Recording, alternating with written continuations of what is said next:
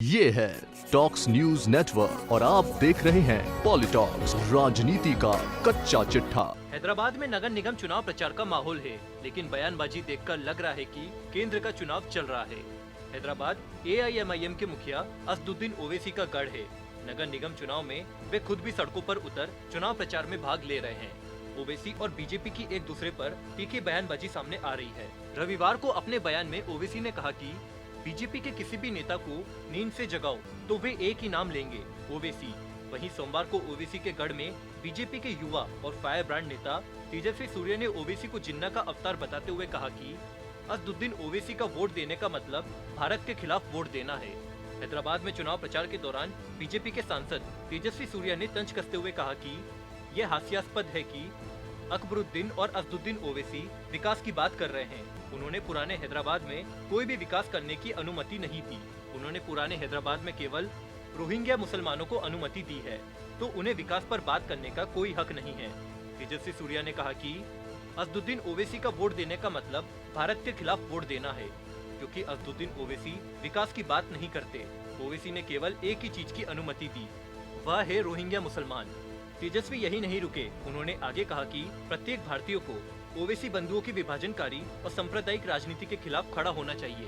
तेजस्वी ने कहा कि जब भी राष्ट्रीय आपदा आती है तो नरेंद्र मोदी व्यक्तिगत रूप से वहां जाते हैं और रुचि लेते हैं, लेकिन तेलंगाना में आज लड़ाई नरेंद्र मोदी के सुशासन और केसीआर के फार्म हाउस गवर्नेंस के बीच है। तेजस्वी ने आगामी समय में तेलंगाना में पूर्ण बहुमत सरकार बनाने का भी दावा किया।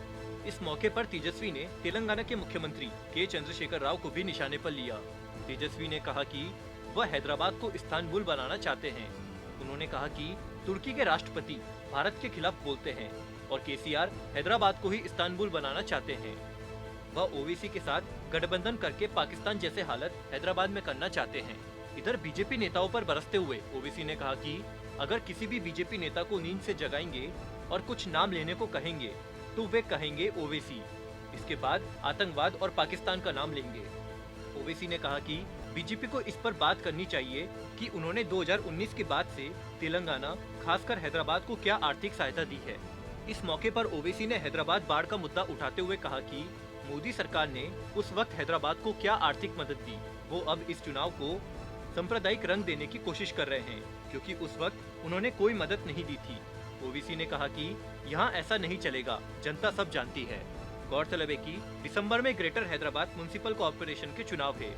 यहाँ पर 150 वार्ड है। ओल्ड सिटी AIMIM का बड़ा वोट बैंक है, जबकि बीजेपी भी यहाँ चुनाव में अच्छा प्रदर्शन करती रही है।